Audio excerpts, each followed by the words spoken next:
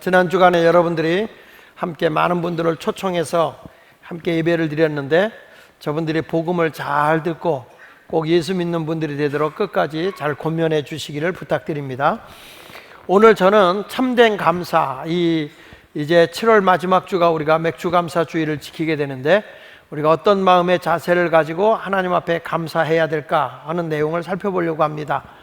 적어도 예수 믿는 성도라고 하면 하나님의 은혜로 구원받은 사람들입니다. 구원받은 사람들은 한마디로 어떤 사람이 되어야 되느냐라고 물어보면 감사하는 사람이 되어야 합니다. 어떤 환경에서 어떤 위치에서라도 감사보다 귀한 것은 없어요. 감사라는 뜻은 고마움을 표현한다는 뜻입니다. 어떤 사람을 만나도 내가 고마움을 알고 살아간다는 게 얼마나 귀해요. 더군다나 전능하신 하나님께 고마움을 알고 감사를 표현하고 사는 것만큼 귀한 일이 없다고 생각을 합니다. 제가 읽은 책 가운데서 넬슨이라는 사람이 쓴 책 가운데에서 소망을 이루어주는 감사의 힘이라는 책이 있어요. 그 소망을 이루어주는 감사의 힘이라는 그 책에 보면 감사가 우리에게 얼마나 큰 유익을 주는지 그 내용에서 이런 얘기를 합니다.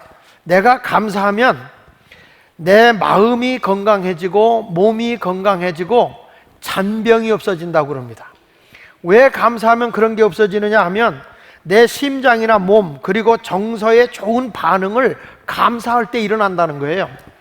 심장 박동이 느려지고 혈압이 떨어지고 소화작용을 촉진시키고 마음이 평온해지고 스트레스가 감소되고 면역계의 활동도 증가돼서 육체의 잔병이 없어진다. 그러니까 면역성이 커지는 게 뭐냐 그랬을 때 감사하고 사는 거예요. 감사. 여러분 어떤 사람이 병이 많이 걸려요? 스트레스 받고 억압받고 사는 사람이 병이 많이 걸려요. 근데 내가 어떤 환경에서 감사하고 사는 사람이 있어요. 울어야 할 자리에서도 늘 감사하고 사는 사람이 있어요. 이런 분들은 병이 없다는 거예요. 내가 교인들도 이렇게 우울증 걸린 사람이나 어떤 분들 가보면 병이 걸려서 이렇게 죽을 병이 걸린 사람들을 이렇게 가서 보면 살아온 삶이 어두웠어요. 감사보다는 고마움보다는 마음의 스트레스를 많이 받아서 이 억압받고 이렇게 그냥 불평하면서 산 거예요. 그 옆에 쿡 찌르면 입에서 나오는 게 감사합니다가 아니라 그냥 입에 담지 못할 말이 확 나오는 분들이 옆에 있다니까. 옆에 사람 한번 이렇게 쳐다보세요. 겉은 얼굴은 너무 아름답고 예쁜데 마음이 지금 아주 자기도 모르게 이렇게 눌려 있는 분들이 계세요. 근데 그런 마음이 있는 거죠. 며칠 전에 제 아내가 이런 얘기를 하더라고요. 꿈을 꿨대요. 꿈을 꿨는데 무거운 짐을 다 내가 당신에게만 지우고 있더래요. 그래서 나한테 확 던지면서 욕을 하고 나갔대. 그래서 꿈에서 나를 욕을 했다는 거예요. 궁금하잖아. 무슨 욕을 했냐 그랬더니 잘 먹고 잘 살아라 새끼야 그리고 갔다는 거예요. 여러분 나는 이 말을 듣는데 야, 내 아내가 엄청 스트레스를 받고 있구나 그런 생각이 드는 거예요. 그 꿈에서 나한테 욕할 정도면 도대체 내가 얼마나 저 여인에게 무거운 짐을 져주고 있는가. 우리 아내가 아프지 않고 살려면 그럼에도 불구하고 감사하시오. 여기 있으니까 하는 얘기인데 그래야 잔병이 없어진다. 또 감사하면 사람이요 그 감사의 파동을 발동시켜서 이 발동을 발산시켜서 다른 파동을 끌어들이는데 사람이 감사하게 되면 어떤 자세가 이루어지냐면 자기 자신에 대해서 만족감이 있고 그리고 모든 자신감이 생김으로 인해서 인간관계가 굉장히 좋아진대요. 그래서 감사하는 사람은 이웃과의 관계가 상당히 좋아진다는 거예요. 그렇죠. 여러분들도 이렇게 감사하며 사는 사람하고 같이 살고 싶지, 같이 지내고 싶지, 앉기만 하면 불평하고 원망하는 사람은 멀리 오고 싶잖아요. 내 자식이라도 앉아서 불평만 하고 있으면 그 자식 안 왔으면 좋겠어. 그렇잖아요. 근데 항상 감사하고 살면 얼마나 좋아요. 부부간에도 그냥 반찬이 맛없어도 여보 참 맛있게 해주느라고 고생했어. 너무 고마워. 감사해. 잠도 안 자고 맛있게 해줘서 고마워. 감사해요. 그래봐. 더 해주고 싶잖아. 맛있는 거 해줬는데 이걸 반찬이라고 했냐? 혼자 다 먹어라. 그러면 어때요? 그런 그 반찬 그릇을 그냥 입에다 꽉 쳐놓고 싶잖아요. 사람이 감사가 있을 때 서로 존경심이 생기고 관계성이 좋아져요. 근데 감사가 없으면 그 사람이 싫어지게 돼 있는 거죠.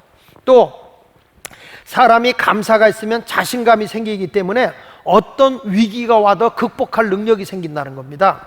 이게 이제 넬슨이 쓴 소망을 이루어주는 감사의 힘이라는 것. 감사의 힘은 어떤 어려움이 왔을 때 감사한 사람은 어려움이 오잖아요. 그러면 이거 할 수 있어. 그리고 헤쳐나간다는 거예요. 자신감을 가지고. 그런데 감사가 없고 불평한 사람은 어려운 일이 딱 생기는 순간에 어떤 문제가 생기냐면 바로 그 자리에서 그냥 숨어버리든지 주저앉아 버리든지 낙심해 버린다는 거예요.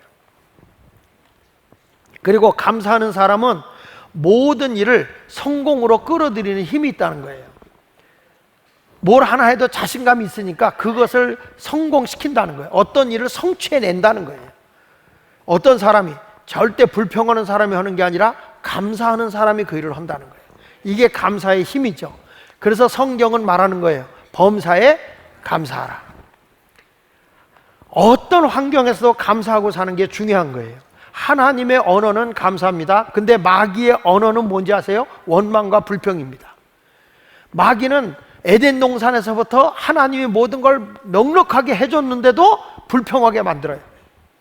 선악과 하나 때문에 불평하게 만들어요. 이게 마귀는 우리들에게 뭘 심어주려고 하냐면 원망과 불평의 씨를 심어줘서 이게 자라서 계속 말끝마다 원망하고 불평하는 사람을 만들어낸다는 거예요. 내가 보기에는 감사할 게 너무 많음에도 불구하고 입만 열면 불평하는 분들이 계세요. 근데 이런 사람은 불행하다는 거죠. 여러분들은 끝까지 감사하는 성도가 되기를 바랍니다. 그러면 참된 감사가 뭐냐? 오늘 그 얘기를 좀 하려고 하는데, 첫째로 참된 감사는 환경을 초월하면서 하는 게 참된 감사예요.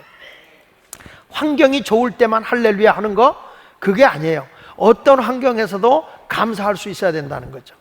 오늘 사도행전 16장 25절에 보면 한밤중에 바울과 실라가 기도하고 하나님을 찬송하며 죄수들이 듣더라 그랬어요.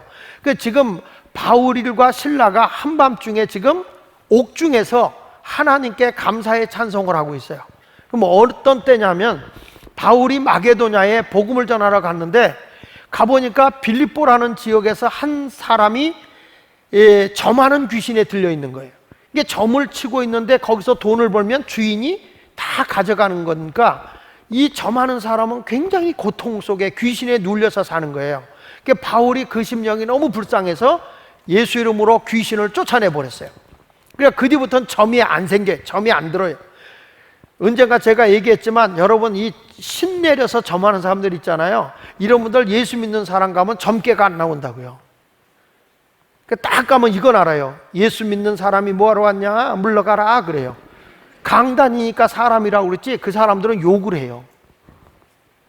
그러니까 여러분들도 이렇게 뭔가 수입을 얻어야 되는데 이 사람 때문에 그 지금 수입이 끊어졌잖아요. 바울이라는 사람이 귀신을 쫓아내가지고 주인이 수입을 잃어버리게 되니까 이 사람을 고발한 거예요. 바울과 실라를 이상한 도를 전하면서 지금 사람을 혼란하게 한다.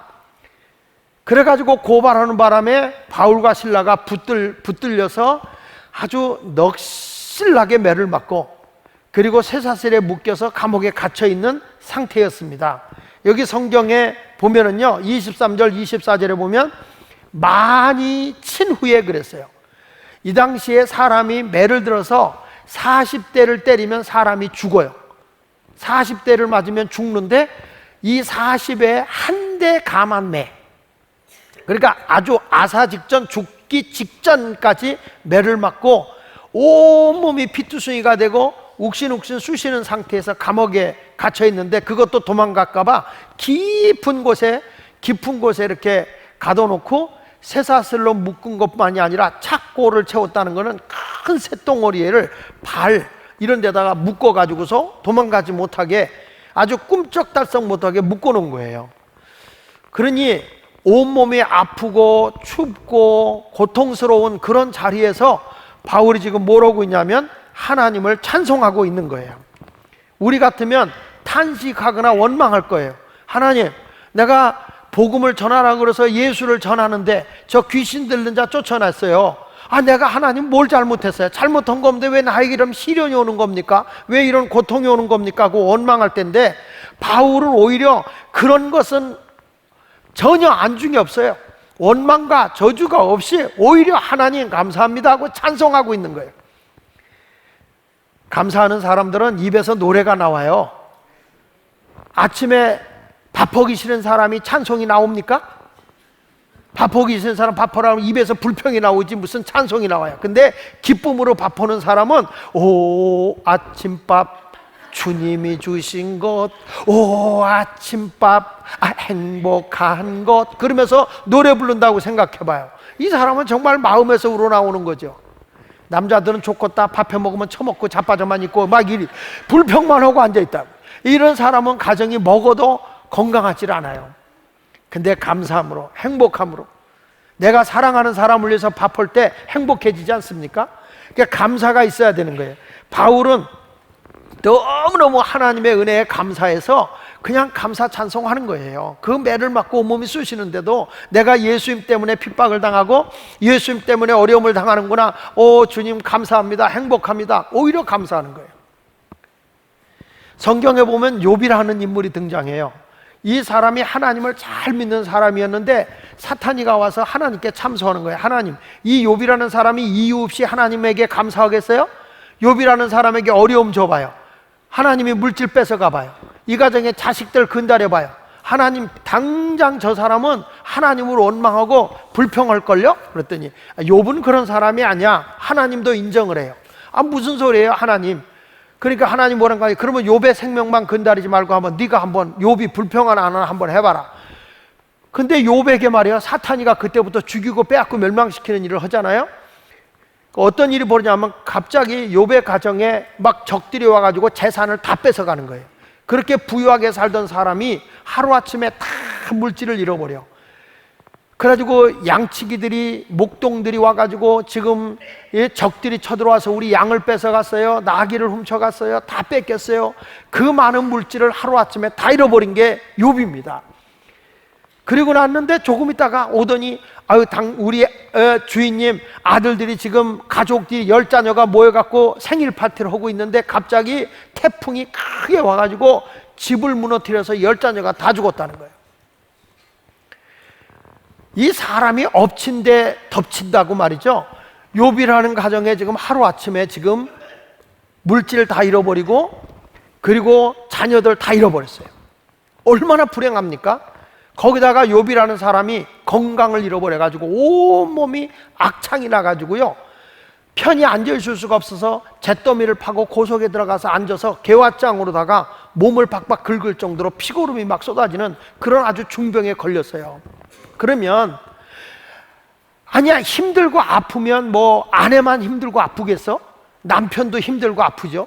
그런데도 이 욥의 아내가 여보 우리 힘들지만 굳게 견뎌, 우리 교인들 같았으면 그랬을 거예요. 그렇죠? 우리 교인들 같으면 여보 얼마나 힘들어, 얼마나 어려워, 우리 한번 견뎌봐, 좋은 일이 있을 거야. 그리고 남편을 위로해 줬으면 좋겠는데 이 욥의 아내가 뭐라고 얘기하는 거 아니? 이렇게 얘기하는 거예요. 당신이 그렇게 하나님을 잘 믿는데 하나님께서 우리를 이 모양으로 만들어놔? 당신이 믿는 하나님이 이 정도의 하나님이라면 다 차라리 당신이 믿는 하나님을 저주하고 콱 죽어버려, 이러는 거예요, 욥의 아내가. 그러니까 욥이라는 사람이 그 아내를 보고 이런 얘기해. 여보 당신이 말하는 게 어떻게 그렇게 어리석어? 아니 우리가 이 세상에 벌거벗고 태어났지 않았어? 가지고 온 거 아무것도 없어. 그런데 우리가 아무것도 없지 왔다가 아무것도 없이 가는 것이 당연한 거 아니겠어? 주신 이도 하나님이시고 취하신 분도 하나님이니 우리 그냥 감사합시다. 그리고 하나님을 원망하는 게 아니라 찬양을 해요. 그때 욥의 아내가 당신이나 감사하고 살든지, 그리고 여자가 도망가. 이야, 그대 없는 세상, 태양 없는 하늘이요, 물 없는 우물이요, 안고 없는 찐빵이요, 달 없는 밤하늘이요, 물 없는 우물이요, 불 없는 화롯불이요, 안고 없는 찐빵이요, 고무줄 없는 팬티요.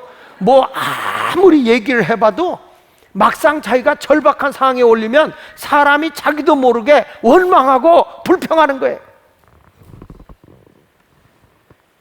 욥은 도대체 그런 상황에서 어떻게 감사할 수 있었고 어떻게 찬송을 할 수 있었을까 생각해 보니까 욥은 마음을 비운 사람이었다. 전 그렇게 생각을 합니다. 환경을 초월하며 감사할 수 있는 사람은 자기 마음을 비워야 돼요. 절대 욕심 있는 사람은요, 원망과 불평이 많게 돼 있어요. 욕심은 땅의 것을 요구하고 있기 때문에 불평하지 않을 수가 없어요. 근데 땅의 것을 뛰어넘어서 하늘의 것을 가지고 살아가는 사람이 있어요. 자신을 비우고 살아가게 되면 사람들은 얼마든지 하나님 말씀에 순종할 수 있고, 하나님께 헌신도 할 수 있고, 하나님께 감사도 할 수 있는 사람이 되는 줄로 믿습니다. 자신을 비우고 살아가는 여러분이 되시기를 주의 이름으로 축원을 드립니다. 자, 그래서 여러분이 어떤 환경에서도 감사할 수 있는 사람이 되는 것 참 귀한 겁니다. 지금 힘들고 어려워도 여러분은 어떤 사람이 되면 다시 일어설 수 있느냐? 감사하는 사람이 되어보십시오. 어려울수록 감사하십시오. 내 인생은 여기서 끝이 아닙니다. 하나님은 우리를 더 좋은 길로 인도하기를 원하시고 있기 때문에 성경은 말합니다. 모든 것이 합력하여 선을 이루니까 어려움을 어렵다고 하지 말라. 좋은 일이 있으리라. 때가 되면 이 모든 것 또한 지나가리라. 그리고 좋은 일이 생길 줄로 믿습니다. 일본이라는 나라가 우리의 무역, 반도체 위협을 가하고 하겠지만 처음엔 힘들겠죠. 그러나 우리 대한민국 사람은 어떤 사람입니까? 무엇인가를 만들어내는 민족입니다. 매운 고추에다가 고추장을 발라서 먹는 민족입니다. 안 되면 임기응변이 있다는 거예요. 펄펄 끓는 찌개를 더 끓여 먹으면서도 시원하다고 하는 민족입니다. 펄펄 끓는 물에 들어가면서도 아이고 시원하구나 하는 그런 민족이에요. 뭔가 안 되면 우리는 계속 몰리잖아요. 위에서 밀고 내려오면 우리는 바다밖에 없어요. 도망갈 데가 없어요. 그러니까 우리는 어떻게 하든지 헤쳐나갈 수 있는 그런 능력이 있는 민족이 대한민국이에요. 그래서 대한민국은 어찌 보면 바위 사이를 뚫고 나오는 소나무 같은 존재, 나는 그렇게 봐요. 그래서 우리 민족은 한이 많지만 한 많은 걸 가지고 뭔가 이루어내는 거예요. 노래도 한 많은 이 세상 하는 거예요. 나를 버리고 가시는 님은 십리도 못 가서 발병 나요.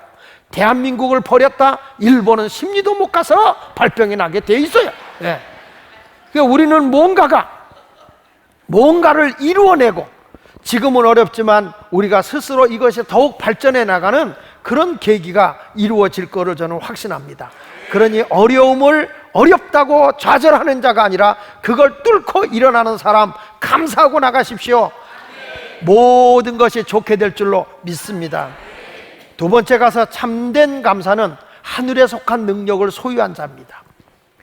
땅의 것을 가지고 사는 게 아니에요. 이 사도행전 16장 26절로 29절에 바울과 실라가 보니까 그 매맞고 쇠사슬에 묶여서 감옥에 갇힌 찬송을 부르는데 갑자기 옥토가 흔들리며 지진이 났다는 거예요. 그러면서 문이 열리고 모든 사람의 매어있던 착고도 이게 어떻게 풀리겠어? 하나님의 능력이 척척척척척 다 풀린 거예요. 자고 있다가 간수장이가 이 잘 지키라고 했는데 깨어보니까 옥문이 열려있고 말이죠. 그 죄수들이 다 없는 거예요. 이 아이가 다 도망갔구나. 나 이제 큰일 났다. 이제 이런 세상 살 수 없겠다. 그리고 자살해 죽으려고 하는데 그때 소리치면서 뭐라고 하니 간수장이한테 우리 여기 있으니 내 몸을 상하게 하지 마라. 우리 여기 있다. 그러니까 이 사람이 놀라가지고 부들부들 떨면서 바울과 실라 앞에 하더니 무릎을 꿇고 이렇게 말하는 겁니다. 내가 어떻게 해야 구원을 받을 수 있습니까? 어떻게 해야 내가 이 사망의 자리에서, 이 두려움의 자리에서 벗어나서 기쁨을 얻고 천국의 소망을 가지고 살아갈 수 있습니까? 그랬더니 주 예수를 믿으라. 그리하면 너와 네 집이 구원을 얻는다고 사도행전 16장 31절에 말씀하고 있는 거예요. 내가 어떻게 해야 구원을 받을 수 있어요? 라고 하니까 예수 믿으면 된다. 이걸 한마디로 얘기하는 것이죠. 여러분, 사람은요, 땅에다가 소망을 두는 사람은 참 불행한 거예요. 아무리 어려워도 나의 소망을 어디다 두느냐? 하늘에다 두는 자가 되어야 할 줄로 믿습니다. 제가 요즘에 책을 한 권을 읽고 있는데 그 책 가운데서 참 우리 교인들한테 어떤 사람들이 꼭 한번 읽게 하고 싶은 책 중에 하나예요. 그 책이 뭐냐면 인생의 마지막 순간에서라는 책입니다. 인생의 마지막 순간에서라는 책인데, 이 책은 기독교 서적은 아니에요. 이 저자가 불교 신자예요. 근데 이 사람은 이제 사람을 임종시키는 데서 일을 하던 간호사였어요. 근데 이 책에서 보니까 사람들이 다 죽잖아요. 그 죽음 앞에서 여러 가지 반응이 나오는데, 실질적으로 이 죽음 앞에서 사람이 어떻게 처신을 하고 살아야 되느냐 하는 것들을 잘 써 있는 책이고, 그리고 이 저자가 글을 굉장히 잘 썼어요. 아주 감동스럽게 글을 딱 잡으면 끝까지 읽을 수 있는 그런 책이에요. 그 책에서 이런 얘기합니다. 삶이라는 것은 활기요 움직임이다. 삶이라는 것은 활기를 주는 것이고 움직임이다. 근데 죽음이라는 건 뭐냐 그랬을 때, 죽음은 멈춤이다, 이렇게 얘기를 했어요. 죽음은 멈춤이다. 한마디로 송장이라는 것이 뭐냐, 빈 껍데기다, 이렇게 얘기를 했어요.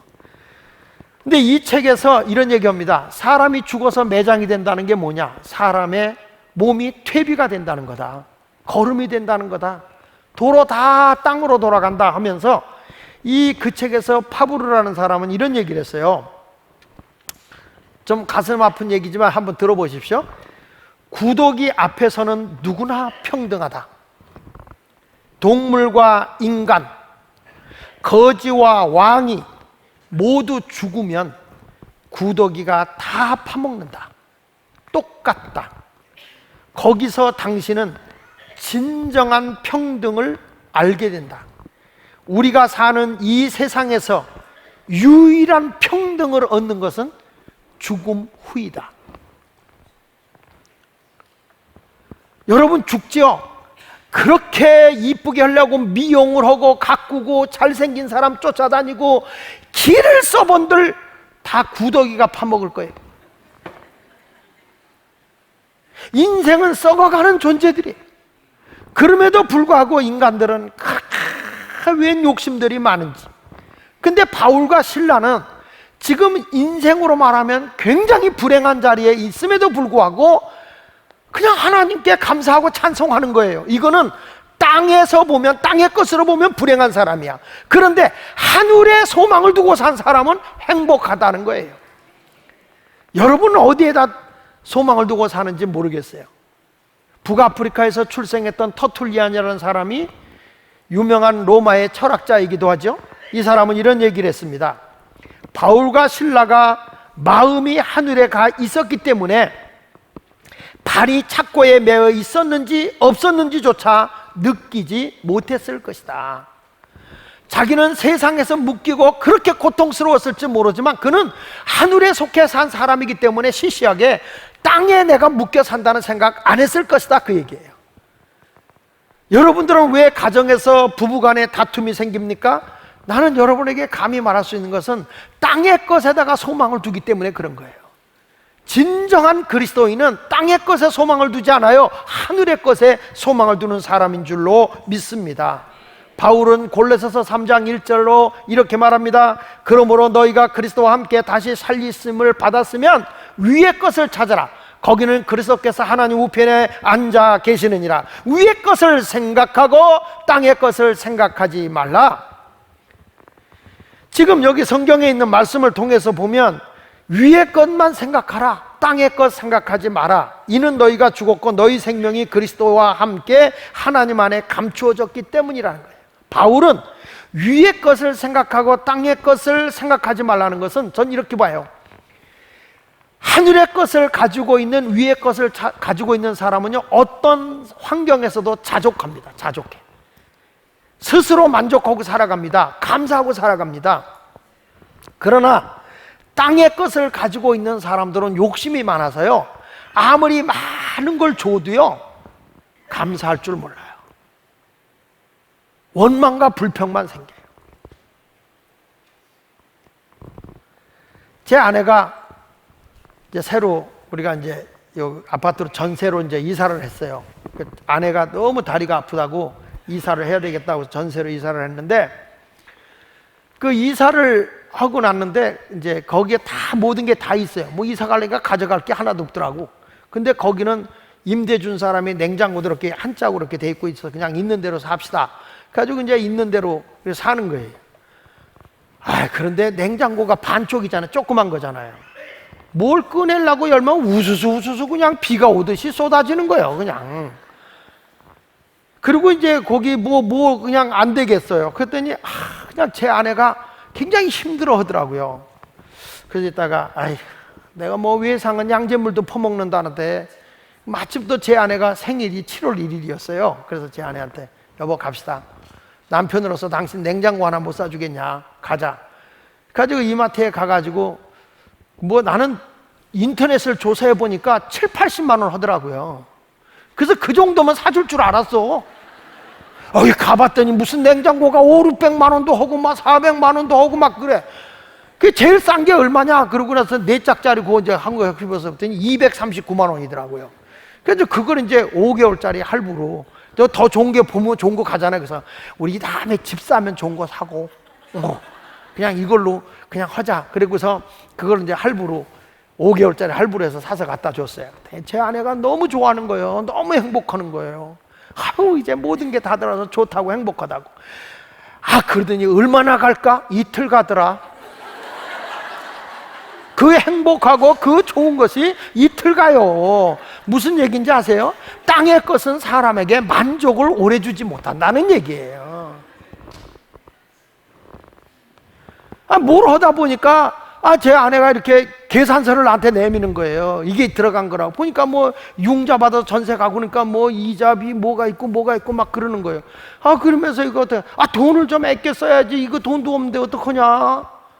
그러고서 했더니 막 늑대 사춘이 돼가지고 그냥 막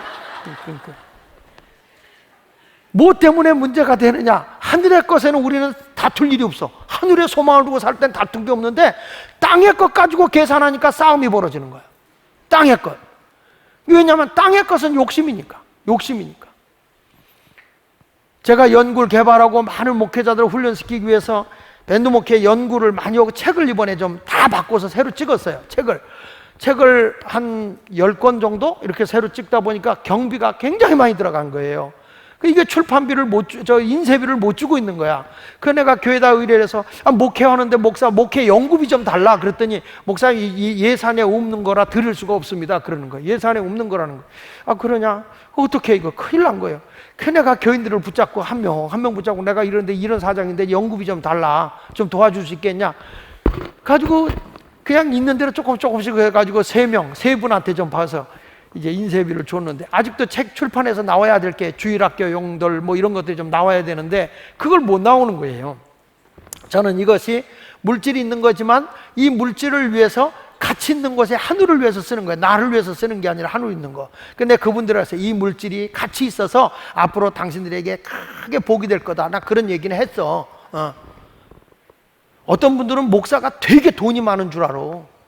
나요 빛의 사자야. 늘 빛 가운데 살아. 빛 가운데. 이게 그래서 나는 목사는 빛의 사자라고 얘기하는 거죠. 여러분 사람이요 땅의 욕심을 가지고 살면 사람이 다퉈요. 근데 땅의 것에 욕심을 부리지 말라는 거예요. 하늘의 것에 소망을 두고 살아야 된다는 거죠. 에베소 4장 22절에 보면 너희 유혹의 욕심을 따라 썩어져가는 구습을 따는 모는 벗어버리라고요. 그러니까 우리가 예수 믿는 사람은 하늘의 것을 위해 사는 거지 땅의 것을 위해 사는 사람이 아니야. 옛사람 거 벗어버려야죠. 갈라디아서 5장 16절에 뭐라고 그럽니까? 내게 이르노니 너희는 성령을 따라 행하라. 그리하면 육체의 욕심을 이루지 않는다. 사람이 욕심 때문에 여러분 부부간에서 싸우는 게 하늘의 것 때문에 싸운 적 있어요? 없죠?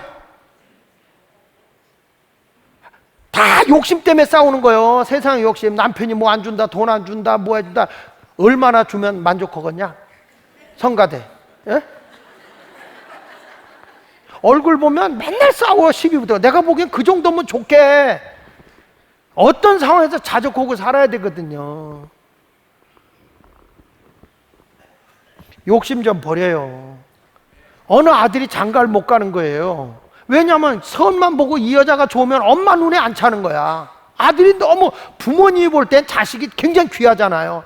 야 이거 분수에 안 맞아. 그래가지고 막 바꾸는 거예요. 예? 퇴짜 놓는 거예요. 퇴짜. 바꾸가 아니고 퇴짜를 놨는데 아들이 아이고 그냥 마음이 상해가지고 나 이제 결혼 안 한다.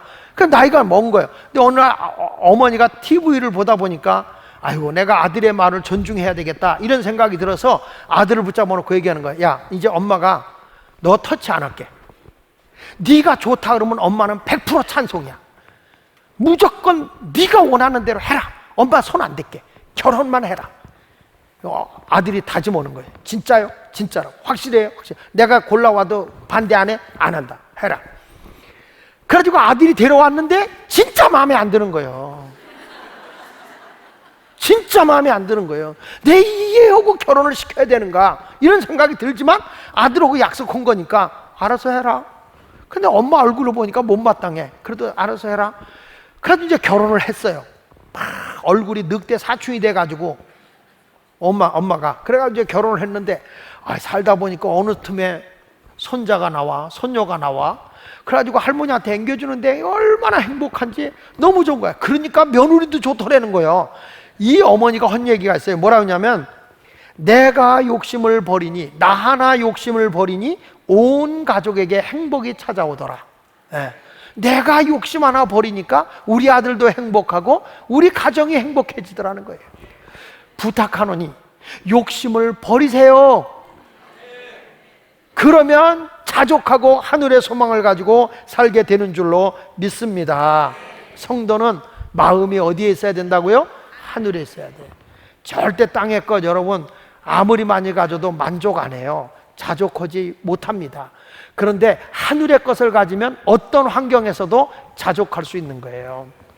제가 어저께 신방을 갔어요. 저하고 교회를 개척할 때 당시부터 같이 신앙생활했던 우리 김정숙 권사님이 나이가 92세인데 음식을 잘 못 드세요. 그래서 오래 못 살 것 같다. 그래서 이제 어저께 제가 신방을 갔어요. 갔더니 누워 계시는데 치매가 오셔가지고 다른 사람을 잘 못 알아봐요. 우리 교육자들하고 우리 권봉숙 장로님하고 이렇게 해서 이제 같이 갔어요. 우리 김지은 목사님도 잘 아는데 김지은 목사님도 못 알아보더라고요. 근데 말도 잘 못하시고 그러시는데 곡기가 끊어졌어요. 물도 안 마시세요. 그러니까 오래 가지는 못할 것 같아요.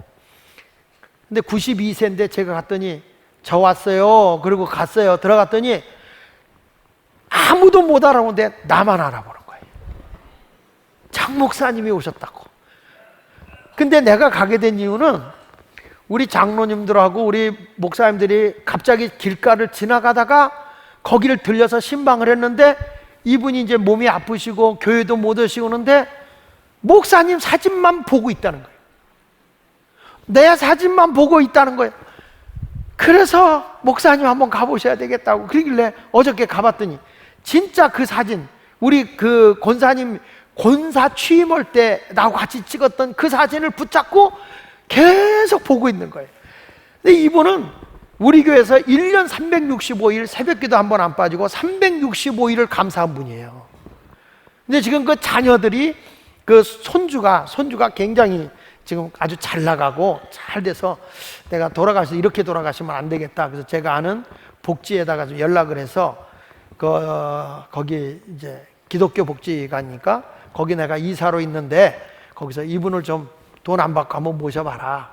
그리고 이제 어저께 연락을 해서 오늘 내일 와서 좀 체크해 보신다고 그랬는데 가보니까 뭐 목욕도 못 시키고 며느리도 시키다가 허리까지 다치고 막 그런 상황이니까 그래서 이렇게 잘 모셔라 그렇게 얘기를 했어요. 참 사람이라는 것이 아무것도 아니구나. 그렇게 인생이 건강하시고 부지런하시고 시장에서 만두장사 하시면서 그렇게 성실하고 열심히 살았던 분인데 나이가 들고 보니까 육은 쇠해지고 육이 쇠해지면 혼도 어두워지는 거거든요. 근데 결국에는 인생이 그러다가 가는 거예요. 그러니까 제발 부탁하는데 하늘에 소망을 두지 땅에다 소망을 두지 말라는 거예요. 할렐루야. 하늘의 소망을 간직한 여러분이 되시길 바랍니다. 그 하늘의 소망을 간직한 사람의 마지막이 뭐냐 그러면 이웃에게 전도하는 게 참된 감사인 거예요. 여기 보니까 그 간수장한테 주 예수를 믿으라 그리하면 너와 네 집이 구원을 얻으리라 하고 복음을 전하니까 이분이 예수를 영접해요. 그래서 거기 34절에 보면 이런 말씀이 나옵니다. 주의 말씀을 그 사람과 그 집에 있는 사람들에게 다 전했더니 어떤 일이 벌어지냐면 자기와 그 온 가족이 다 세례를 받은 후 그들을 데리고 자기 집에 올라가서 음식을 차려주고 그와 온 집안이 하나님을 믿음으로 크게 기뻐했다. 결국에 예수를 믿게 되는 거죠. 여러분, 우리가 예수를 믿고 진심으로 감사하는 사람은요, 하늘에 속한 사람이거든요. 인생이 세상의 욕심만 가지고 살면 불행해요. 근데 이 감사와 이 감격을 가진 사람은 내가 가진 예수를 전할 수 있어야 돼. 마치 사마리아 수가성 우물가의 여인처럼 예수님을 만나자마자 성에 뛰어들어가서 내가 만난 메시아를 보라 그러고 온 동네 사람을 예수 앞으로 인도하잖아요. 그런 모습이 귀한 거예요. 어저께 우리 어린이들, 유치부 학생들을 여기 다산공원에서 그 워터풀을 만들어 가지고 물로다가 막 거기서 애들 수영도 하고 막 미끄럼도 타고 이런 걸 해놨어요. 우리 교회에서 그걸 해놨는데 어떤 분이 지나가다가 저한테 이런 얘기예요. 이거 어디서 하는 거예요? 그러길래 여기 예수마을교회에서 이 지역의 어린이들을 위해서 하고 있는 거예요. 그랬더니 이분들이 목사님 너무 잘하신 거예요. 이거 최고 잘한 거예요. 근데 목사인지를 어떻게 알았는지 모르겠어. 어떻게 알았는지 모르겠어. 너무너무 잘했다는 거예요. 우리 윤장영 목사하고 둘이 같이 가는데 그 얘기를 하는 거예요. 그러면서 어쩌면 이런 생각을 했냐고. 내가 한 게 아니야. 우리 교장 선생님이 이렇게 한 거지. 근데 내가 봐도 너무너무 잘한 것 같아요. 야, 이 우리 주일학교가 거룩한 교회 세상 속으로 라고 하더니 제일 잘하는 것 같아. 제일. 우리는 여전히 아직까지도 우리끼리만 모여가지고 사치기 사짜뿐만 하고 앉아있는 것 같은데 세상을 섬기고 세상 속에 좋은 유익을 주는 거 귀한 일인 줄 생각합니다. 여러분, 이제 내가 예수 믿고 하늘에 속한 사는 사람이라고 한다면 전도하는 사람이 되기를 축복합니다. 유명한 토레이 신부가 이런 얘기를 했어요. 내가 믿는 예수를 가장 가까운 나의 친구에게 자랑하지 못하면 그것은 잘못된 믿음이다, 이렇게 말을 했어요. 이 토레이 신부가 내가 믿는 예수를 가장 가까운 나의 친구에게 자랑하지 못하면 그건 믿음이 잘못된 거라는 거예요. 여러분, 예수님을 자랑할 수 있어야 되잖아요. 만나는 사람마다 예수 전할 수 있어야 되잖아요. 아니, 그 하늘의 소망을 두고 우리에게 만족함을 가지고 살아가는 건데 얼마나 귀한 일입니까? 우리 모두 이런 전도의 열정을 품는 자가 되시기를 예수 이름으로 축원합니다. 아주 전도에 열심이었던 윤병헌 장로님이라는 분이 전도 철학할 때 이렇게 얘기를 했어요. 미친 사람과 동일하게 전도에 미치자, 이런 얘기를 했어요. 이 사람이 이런 얘기 했어요. 미친 사람은 사람을 가리지 않는다. 미친 사람이 사람 가리냐? 남녀노소, 빈부, 직업 구별 안 한다. 그리고 미친 사람은 때와 장소를 가리지 않는다. 미친 사람은 언제나 웃고 다닌다. 미친 사람은 누가 뭐래도 상처 안 받는다. 그러니까 그냥 전도하고 다녀라, 이 얘기예요. 그러면서 전도는 못해서 안 하는 것이 아니고 안 해서 못하는 것이다 그랬어요. 전도는 못해서 안 하는 게 아니고 안 해서 못하는 것이다. 이런 말 좀 적어놔. 전도는 못하는 게 아니야. 안 해서 못하는 거예요. 그리고 전도는 거절의 열매다. 거절한다고 포기하지 말라는 거예요. 이분이 뭐라는 줄 아십니까? 세 번째 가서는 거절한 사람, 내가 지난번에 이제 전도를 했어. 근데 잘로 가요. 예수 필요 없어. 이런 사람 만나거든? 항상 처음 보는 사람을 알고 계속 전도해라. 무슨 말인지 알죠? 오늘 했는데 거절했어. 이런 거야. 목사님 저 사람 하지 마세요. 내가 우리 교인이 그러더라고. 자, 전도하자. 그랬더니 목사님 저 사람 내가 몇 번 했는지 아세요? 바늘도 안 들어가. 이렇게 단정하지 마라. 처음 보는 사람으로 또 알고 들어가서 전도해라. 그러면 전도하는 거예요. 따라합시다. 지난번 전도한 것은 무효다. 처음부터 다시 오는 거다. 이런 마음을 가지고 살아가는 사람이 감사의 사람이라고 일깨워 주는 것입니다. 빌립보서 1장 18절에 그러면 무엇이냐? 거칠애로 하나 참으로 하나 무슨 방도로 하든지 전파되는 것은 그리스도니 이로써 나는 기뻐하고 또한 기뻐하리라. 우리 모두가 이렇게 전도하는데 어떤 환경에서도 감사하는 사람이 되길 바라고요. 그리고 감사하는데 우리는 어떤 감사가 되냐면 환경을 초월하는 감사는 내가 자족하기 위해서는 하늘에 속해 살아야 되고 하늘에 속해 사는 사람의 특징이 뭐냐면 전도하는 것이다. 우리 이런 아름다운 참된 감사의 성도가 되시기를 예수 이름으로 축원을 드립니다. 우리 다 같이 이번에 우리 같이 찬양 하나 하겠는데, 감사함으로 우리 찬양 한번 부르도록 하겠습니다.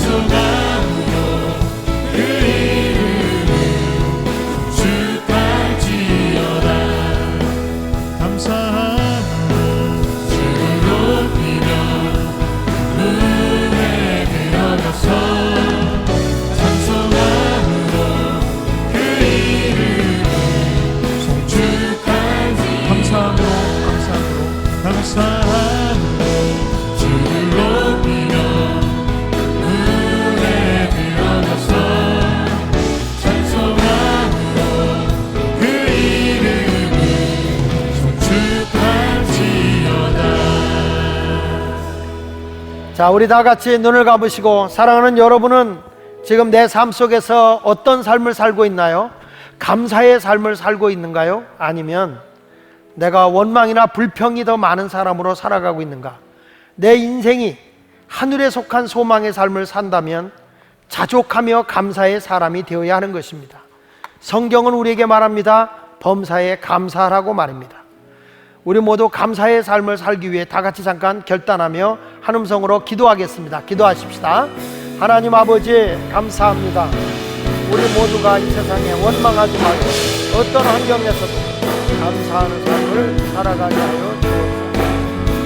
아버지 하나님, 은혜로 역사하여 주시고 온전한 길을 살아갈 수 있도록 주시고 능력을 주시고 아버지 역사하는 나타나게 하여 주시옵소서. 감사합니다. 하나님 영광 드러내며 감사하여 주시옵소서.